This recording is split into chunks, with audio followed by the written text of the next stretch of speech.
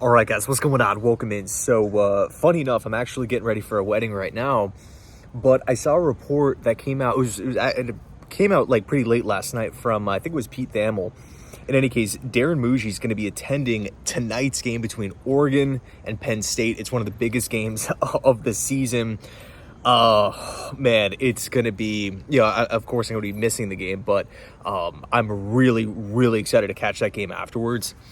Think about all the NFL prospects that are just in this game alone, right? Like the Big Ten, of course, is one thing, but just solely looking at Penn State, solely looking at Oregon, man, there are a lot of players that, whether you're Darren Mougey, whether you're a GM for another team, there is legit guys.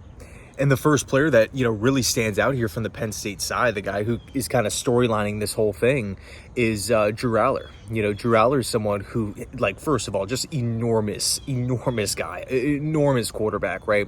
Whenever you can have that just physical presence in the pocket, someone who can stand and see above offensive linemen, doesn't necessarily need to escape. I mean, we all watched, the past couple Thursday night games, right? Tua in Miami, Kyler Murray with the Arizona Cardinals. There are...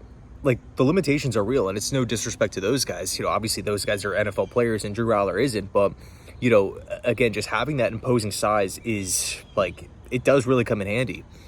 But with Allar, man, just easy arm strength. Just the arm power is so damn effortless. It looks like you could just wake him up in the middle of the night and just be like, hey, can you throw this ball 50 yards, 60 yards down the field? Sure, and he could just let it rip, no problem.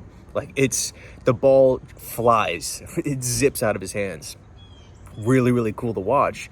My favorite thing about Allar, and it's weird because, you're thinking, okay, big quarterback, gunslinger, someone who can push the ball, someone who's had some accuracy issues, some ball placement issues at times, right? Does miss some easy throws underneath, but he doesn't turn the ball over. Drew Allar, God, you look at the touchdown to INT ratio. What is it, 57 touchdowns to 11 picks or something insane like that? Drew Allar just does not put the football in harm's way. Yes, of course, there's some mechanical stuff that he needs to clean up, and again, ball placement, accuracy, a couple question marks there. But when you talk about someone who has a lot of physical traits, someone who a lot of players really seems like a hard worker, a big time grinder, this guy. All eyes should be on him. This is a massive test going up against one of the best defenses in the country. You're thinking about the draft prospects on the Oregon Ducks defense. Uyunglele at the end. There are a ton of prospects that Allar's going to be going up against later on tonight. Should be really, really fun to watch. Now, of course, on the Penn State side, you got guys like Durant on the D-line, Dennis Sutton as a pass rusher, A.J. Harris, Zakee Wheatley is another player that I feel like could be an interesting option. Of course, it's early on in the process here, but I mean, man, the Jets could desperately use some more safety help, especially long-term building blocks. And, it's not to mention, right, Penn State, they're loaded at running back, offensive line, but more so positions of need right now for the Jets. And then, of course, on Oregon side, Dante Moore, I would say, is probably one of the bigger storylines in college football right now. Someone who's looked really, really, really impressive through, of course, competition that really isn't up to their level.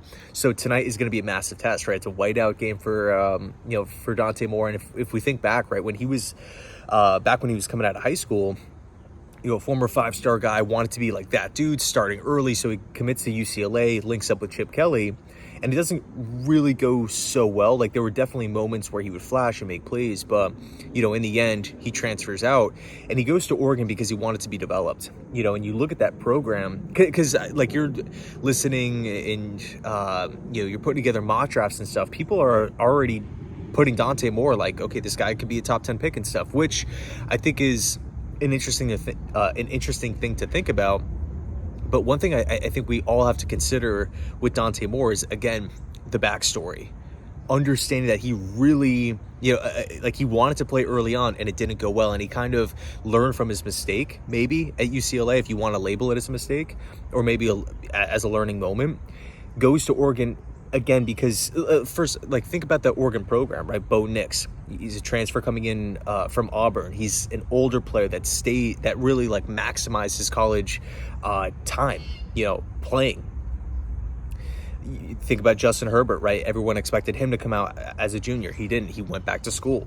And then most recently, of course, you had Dylan Gabriel, who, yes, he didn't have any time left after his final season at Oregon, but he came in as a polished vet, but wanted to go out there and just get a lot of volume, really just refine his game.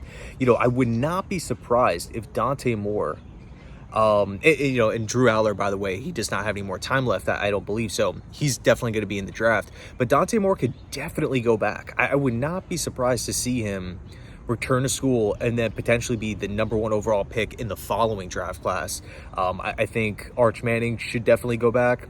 Lenore Sellers, I think Sellers is an interesting option because you look at the upside, and I guarantee you have general managers right now that would take him #1 overall based purely off talent. I mean, we see the reach for quarterback almost in every single draft class. But the talent is there. Like, the talent is just, like, the upside is immense. So, I could definitely still see him being a top 5 selection, even if he were to come out this season. But if he goes back, like, I could see him, being like the Heisman front runner for next season. So yeah, it should be interesting. But yeah, Dante Moore, Allar, 2 good defenses, insane home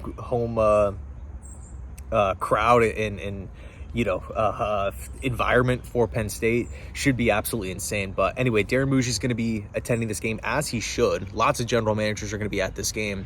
Again, one of the biggest games of the country. Yeah, let me know your thoughts down below in the comment section. Thanks so much for watching, and as always, go Jets.